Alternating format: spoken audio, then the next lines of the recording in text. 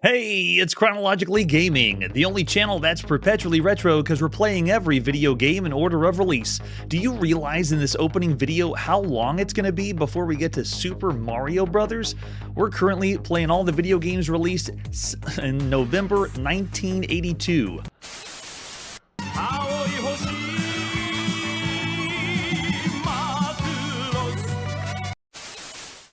We were last on the Apple II, attempting to play a space shuttle simulator. Didn't work out so well. Let's see what our next game is. Our next release takes us to Australia to play on the TRS-80, the original TRS-80, and this is Penetrator. Penetrator. Here is the box for Penetrator. Nice. I like the homemade feel of the box, like we're playing a real computer game. We even have a joystick. It looks like we're playing something for the future, too.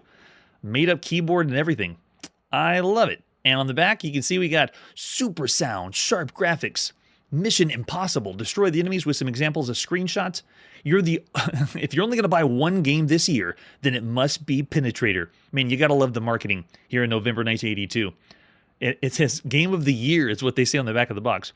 At this point, we've already seen so much brandished marketing and trying to people or ploys to buy video games that they can say whatever they want. High resolution graphics. They could even call this game in full color, and it would be on the box. It wouldn't surprise me. Oh, very nice. All right, other artwork we have for Penetrator. Besides the box, there's the ad you would have seen in magazines. Maybe that was the one, Curtis. Actually, I don't think so, because this is the one Melbourne House Software did. State-of-the-art game is what it says here. We'll see about that. And there's our 5 1/4 floppy disk. This one's done by Philip Mitchell. Way to go, Philip. This is the second game we've seen by Philip Mitchell. The other one was The Hobbit, the one for the Sinclair ZX Spectrum. Oh yeah, because this is Beam Software. And we do have a manual. How do we play some Penetrator? I'd love to know. This shouldn't be confused with Defense Penetrator that's on the TRS-80. This is first on the TRS-80, and then some other home computers after that. It's our 136th game we played for the original TRS-80, either Model 1 or Model 3. You are the sole survivor of a fighter squadron whose mission is to invade the enemy defense forces and destroy their illegal neutron bomb cache. It's highly dangerous. Of course it is. And we're the only ones that can save the day, I'm sure. We have to penetrate each defense ring, blow up the illegal neutron bomb store. Once you've done that, return through 4 defense rings. Oh, nice. So it's Scramble-like. You can see example, not really a screenshot. It's more of a fabrication showing us the ship, score, and what everything else is. I just need to know if we have fuel and how do we blow that up. There it is. Ground missiles, flying missiles, radar base, neutron bomb, and there's our controls. We have up and down movement of our fighter plane. Minimum height is determined by the terrain. Oh, okay, so we just have to make sure we don't crash. Due to the forward momentum requirements of your fighter, you cannot stop the plane because it's auto-scrolling. It's possible to control your thrust and braking by the use of the forward and back arrows, but note that these can only be imposed for limited periods. Thrust involves holding down the forward arrow key. What? Wait a second, does that mean no? Firing involves pressing the right, oh my gosh, so that means the key to fire and the key to move forward or direct your craft is the same thing. It says if you hold it down, the forward arrow key, you'll get thrust instead of firing. Oh my gosh, why did they do that? This is crazy. And then we have the bomb chute as well. I guess that is, okay, that must be the normal. And we do have joysticks. We're going to plug those in, but I don't know because we have to jiggle the joystick, it says, to the right if we want to move the missile launcher forward. Otherwise, we'll get thrust instead of firing. This already sounds confusing, and this is coming from the manual. No, wait, look, and it is an Atari VCS joystick because if you have the adapter, you can play that on your original TRS-80. There's some dangers to watch out for. Just pause the screen and make sure you know about all the dangers because I will not be reading through all of them. We just like to go guns blazing here on Chronologically Gaming. I know, after explaining games for so long and reading manuals, I actually debated if I wanted to make this part of the show or not. And sometimes the manual reading does, bring the thing down. But we aren't, the pace of the show is meant to be, let's play some games, but I do like to show at least how these people explain the video games right now in November 1982, rather than hearing it from myself. Oh, wow, they're breaking down every stage in the manual. This is awesome.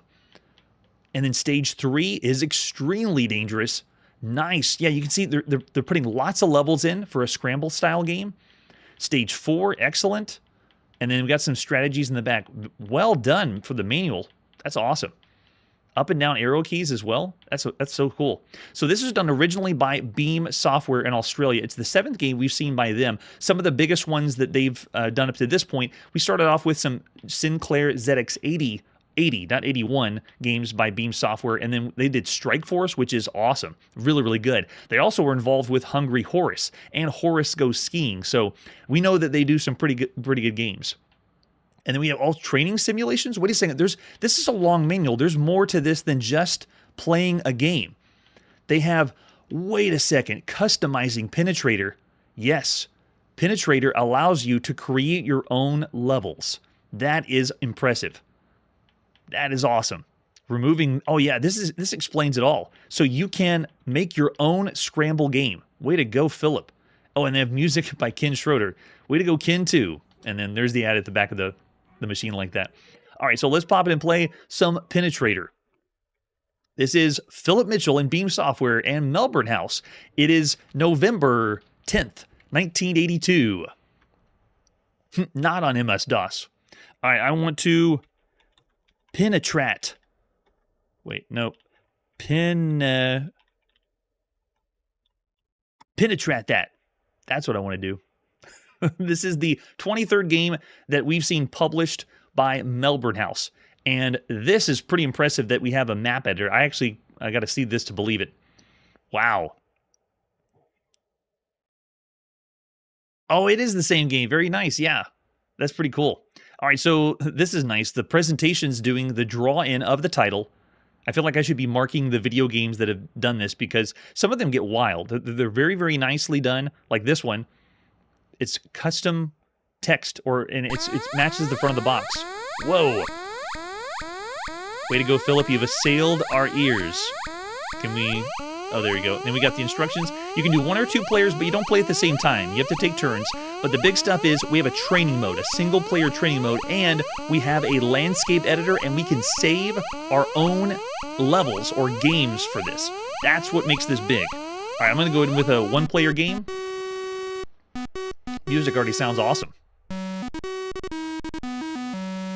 We're off to the races, apparently. All right, so there's my bomb. Now, oh my gosh, it's true. So the bomb does work. I'm using an Atari VCS joystick with the adapter on this, and so this means whenever I push the red button, I'm firing the bombs. To fire a laser forward, though, I have to give the joystick a little bitty jiggle to the right to fire. Otherwise, it's going to move the ship forward. So the control is not ideal, but this is the best they could do because they only have 1 button if you're for joystick controls. They should have had a way that you could play this with keyboard without having to have the same control scheme. Like if I want to fire forward, though, I got to be swift decision. See, I'm holding and moving. It does give you a little bit of range to move around. In the top right of the screen, that bar is my fuel. And so I really need to find out which one's the bomb for.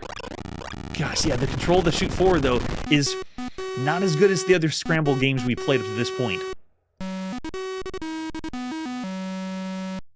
Oh, yeah, Sea Dragon. Yeah, we saw that one also in the TRS-80. But just like I said with every single scramble game, even with the controls, I still want to know, how many levels do we have for this? How far does it go?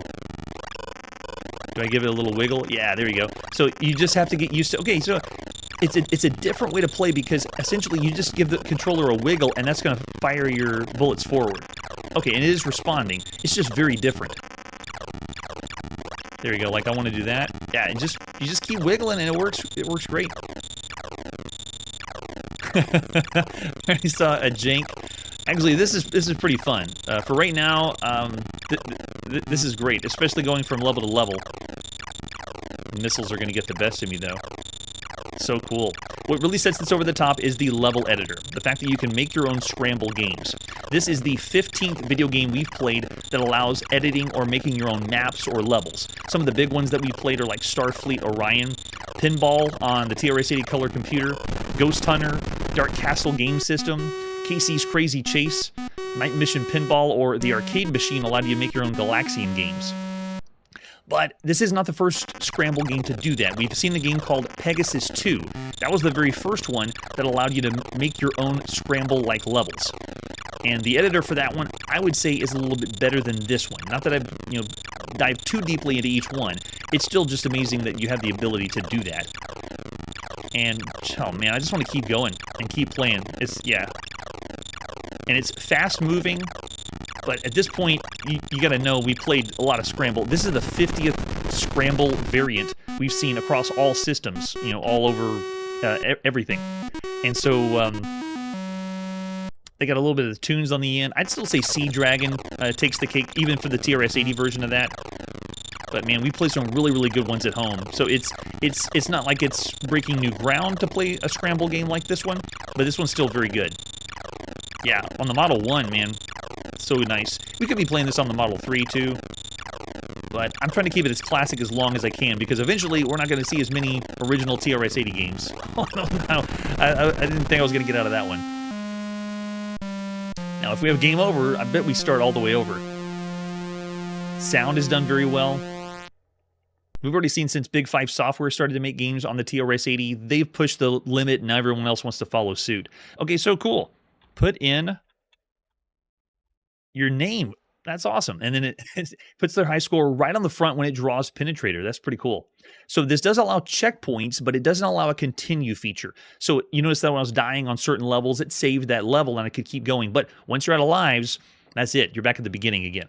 So we're going to see this later on the Commodore 64, the Micro B, and the Sinclair ZX Spectrum. As far as the game itself, it's actually very good. I'd say above average already. Because of the editor, though, that pushes it over the top even further.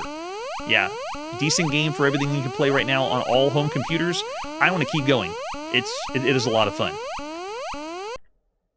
So that was a quick taste of Penetrator that you can be playing right now in November 1982 for your TRS-80.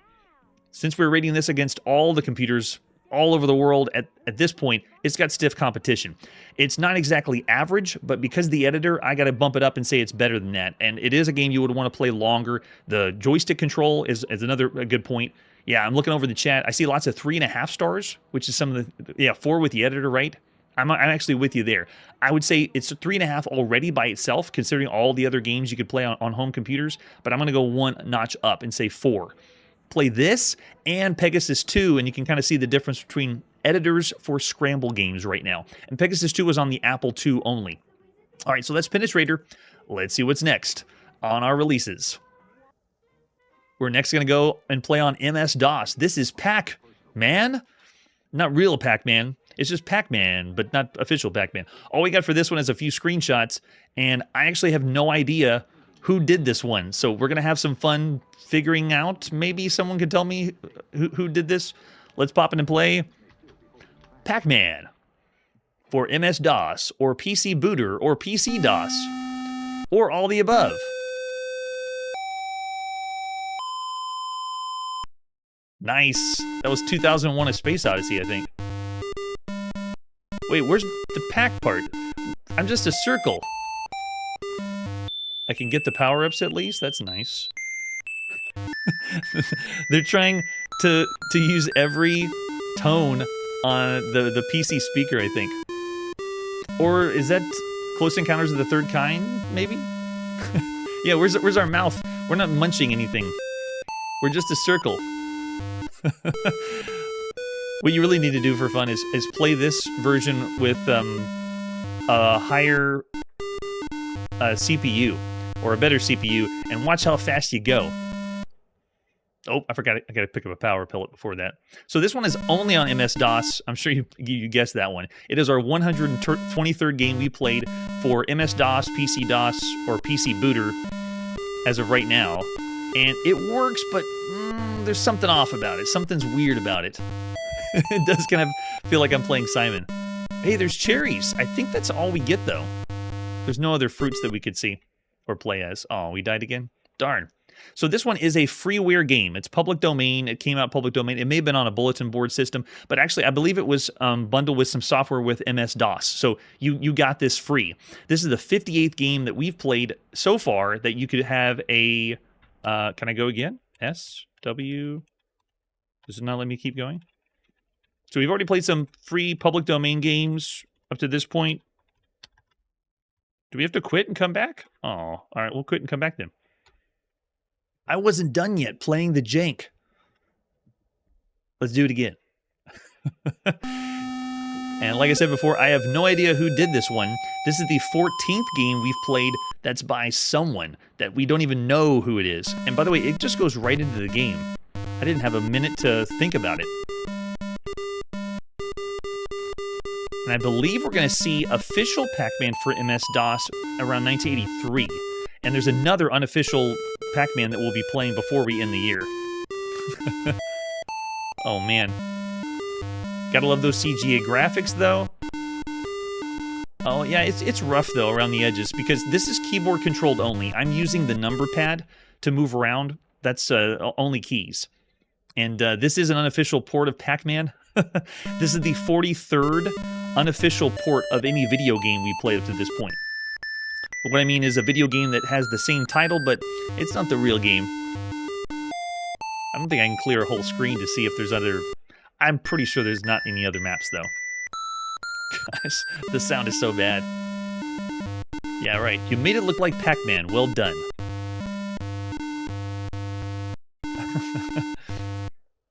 Yeah, so official... There's been other Pac-Man games that have not been official. Like, they did one called Pac-Man for the Commodore VIC-20, and they had to rename it to Jelly Monsters. I did it! We didn't really get anything after that. And then we also played Puck-Man. Wasn't a real Puck-Man on the Commodore VIC-20 as well. I like the PC speaker on this one. So this one is not official Pac-Man. It is the 113th variant of Pac-Man that we played on all systems all over the world so far on Chronologically Gaming. And if you think this is bad, if you think this is a pretty bad game, it is not. The worst Pac-Man game that we played so far still is on MS-DOS. It's Gobbleman. You can't be worse than Gobbleman. And this is not worse than Gobbleman. It's also not worse than the Pac-Man Trail that we played on the Sinclair ZX Spectrum. It's also not worse than Micro Maze that we played on the Jupiter Ace, or Gobbler on the ZX Spectrum by Saturn Soft, or Gobbler on the Atari Home Computer by the Ace Newsletter, Atari Computer Newsletter, or Apple Bug on the Commodore VIC-20. That one was pretty broke. So this one does not take the cake. I'm sorry to disappoint everyone that wanted the worst Pac-Man. It is not. I've even looking over the chat. I have lots of different ratings. I got 2.5, 1.5s. Lots of different people, when they see the game, you have to play it for yourself because it is keyboard controlled only. But it's another unofficial Pac-Man, and this version is very simplified, like single fruit items, and you can get some more information online about it. But I'd like to know who did it. I don't think anyone in the chat said who did this Pac-Man. The basic source code of this game was something part of MS-DOS itself, and it was included alongside the compiled game. So I would say this is a game lower than Scarfman that we played on the TRS-80 and the Coco, and a little bit lower than Snackman that we played on the Commodore VIC-20, somewhere around that range. So I'm actually looking around 2 stars. If I think of all the games you could play across all home computers, it's not that bad, but it's still around the bad range. You see a nice one, Brian. Yeah, so I'll say 2 stars. Of all the games you could play across all home computers right now, Pac-Man is that one. And we got another one we'll see before we finish 1982. So much fun. All right, let's see what's happening in Japan after this commercial break. Oh my gosh. Yes, the multi-screen.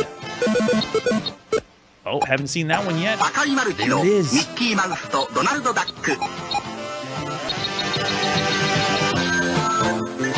Donkey Kong, Oil Panic とマルチプルにドッキング。ゲームウォッチマルチスクリーン4種類。On second thought, let's not go to Japan. It's a silly place. This is Mickey and Donald for the Nintendo Game & Watch. Released right now. Let's check out the box. Oh, the brand new Mickey and Donald. This is our 22nd game we played on the Nintendo Game & Watch thus far. It is the multi-screen series, and this is the 3rd game on their multi-screen series. Oh, Nintendo. Imagine a world where Nintendo had only done 40 games or been a part of 40 games. This is the 40th game that we've seen on Chronologically Gaming by Nintendo. Oh, it's like all the other ones, but it's just so good. Nintendo did a great job with these handhelds. Really not too much on the back, at least for that box. What other artwork do we have for Mickey and Donald? At this point, Nintendo has 15 games they've done in the arcade. They've done Donkey Kong at home on the Atari 2600, ColecoVision, and Intellivision, and then everything else is the Game & Watch or the handhelds. But that's it. That's all of the games that Nintendo's done. Just crazy to think of that. At least that's what it is right now. Okay, so we got a different back of the box if you were in different regions, because eventually this was released in other regions, but kind of limited because Disney did not want this to go to North America. So if this doesn't look familiar, you may not have seen this because it stayed mostly in Japan or on the other side, not in North America. Disney said you can release it in certain regions, but not in the United States. All right, explains how to play here with a little card that came inside the box, which is a nice touch. There's the system itself, and we're going to see that too, with a closed case, and then the logo, and then open case as well. Great package. It's a Nintendo Game & Watch. Yes, the brand new Nintendo Game & Watch. Let's see how to play. So here's the instructions. I found one in English so we can actually translate it and play it. Here's the different parts. They explain what everything is right here above my head. Wait, Goofy's in the game too? That's awesome. So it's Mickey Mouse and Donald Duck.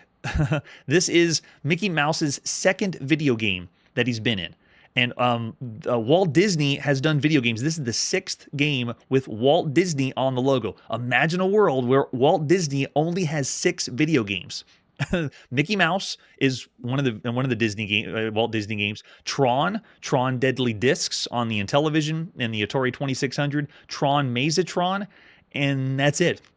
As far as Disney games, this is Donald Duck's very first video game, or a video game that Donald Duck is in. This is it.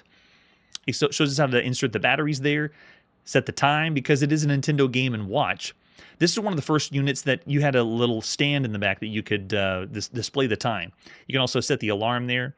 And then how to play is the building's on fire. Donald Duck's on the roof trying to put out the fire. Goofy's working the water pump. And Mickey is patching the hole. So it's 3 different characters, even though you're controlling 2. You're controlling 2 characters at the same time. It's played on 2 different screens. And unlike Donkey Kong on the Nintendo Game & Watch that uses the really cool directional pad, look at the control scheme. It's like they took the directional pad or the D-pad and they split it into 2 parts. You have an up and down and a left and right. Very bizarre why they did that. But it explains the beginning of the game. You can do Game A or Game B. Game B is for beginners. Game B is for the pros. It takes coordination and timing, it says.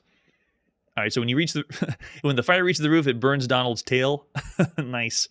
And if one score misses, okay, so it's very, very reminiscent of the other Nintendo Game & Watch games. How long can you last is the name of this game. There's the operation of the control buttons. Goofy automatically starts pumping water. Mickey has to keep ordering Goofy to work. Otherwise, Goofy slows down. That's hilarious. And then you can see what you'll be controlling Mickey. So you're controlling Mickey to order Goofy what to do, and then patch the holes while Donald's at the top trying to put it out.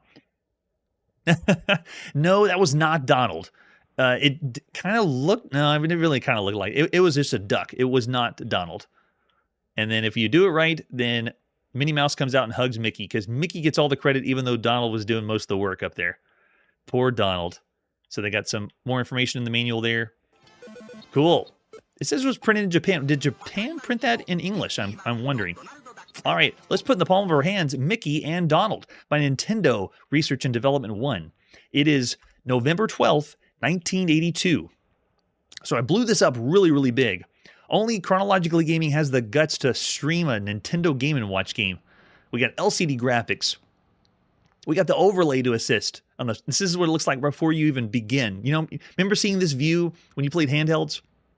Everything will be on the screen until you hit reset, or when you hit whatever game you want to play. It's really nice that this game has a little bit of cutscenes too.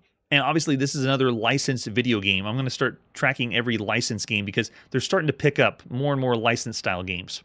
All right, let's do Game A and go.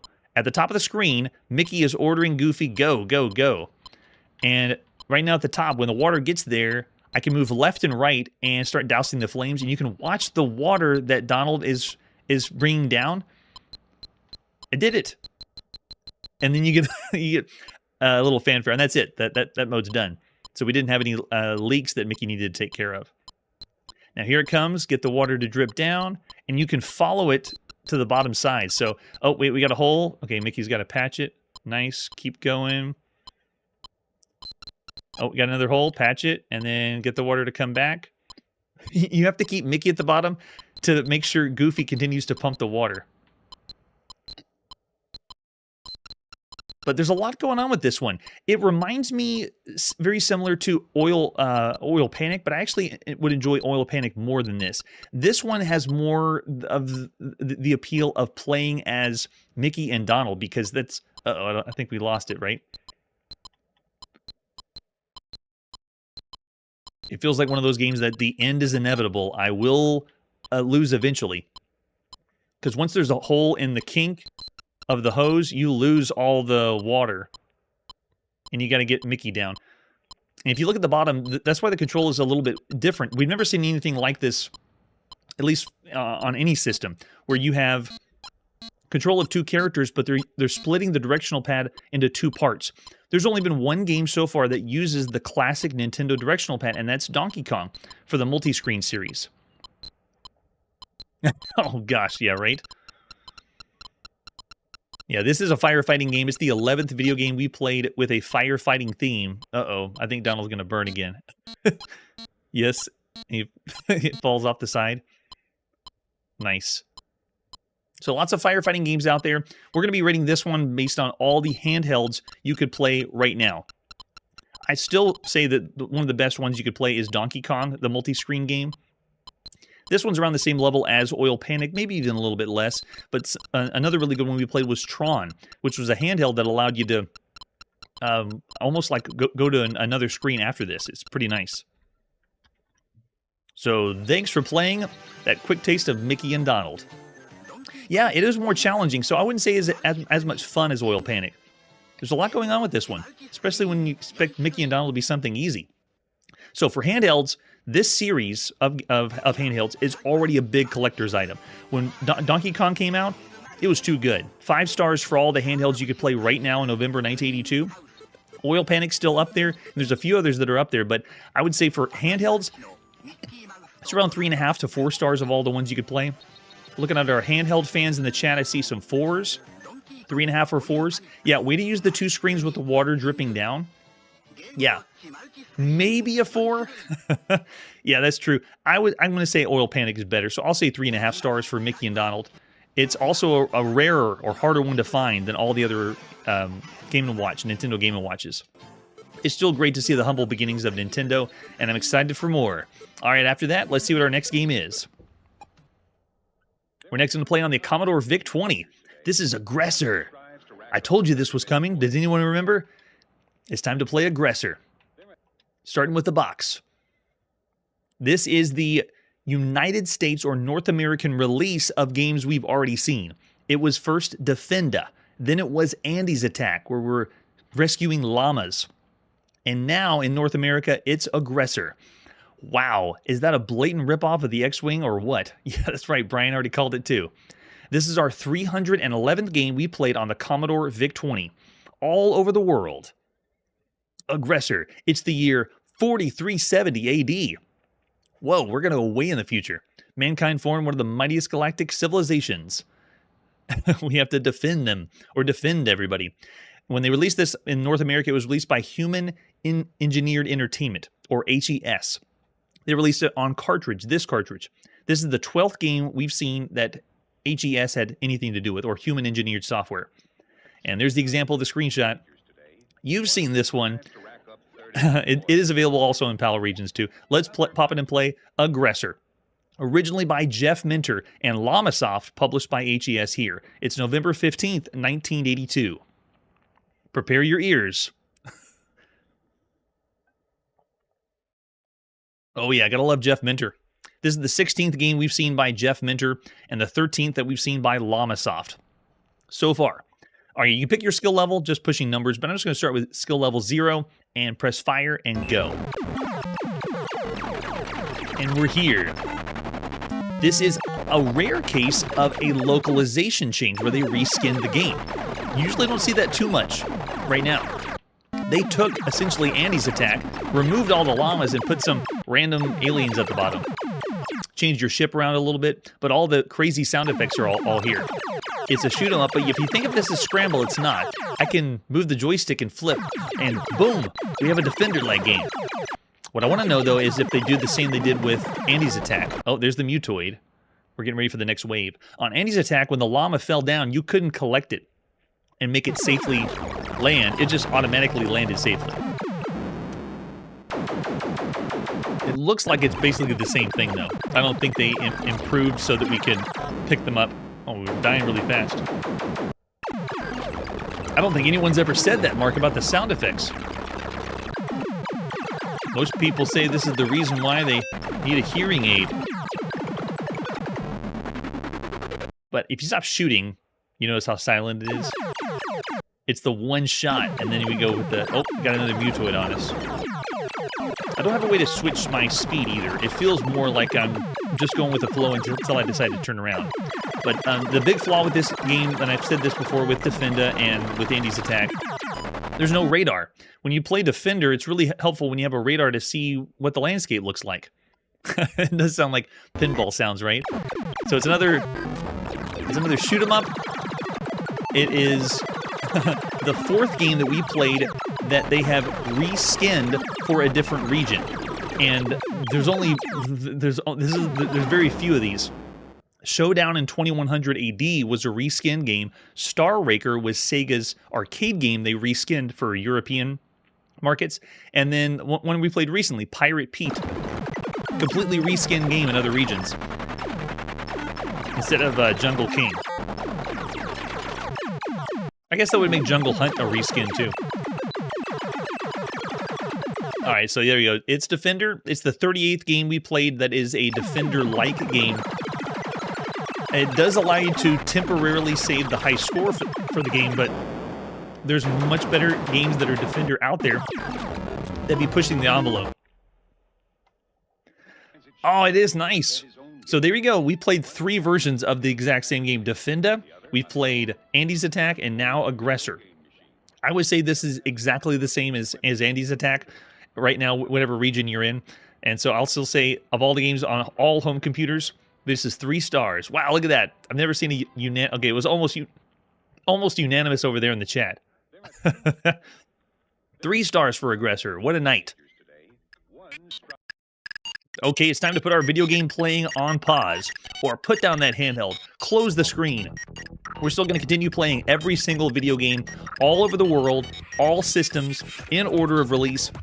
If any games are missed anywhere, on anything, maybe handhelds, because it's really tricky to get handhelds to emulate or showcase here on Chronologically Gaming, so we do our best. When we don't get a chance to play handhelds, what we do is we look in the magazines, and the magazines have a few things or snippets about the handhelds. But that's one that I'm sure we're dropping the ball on. Lots of handhelds out there.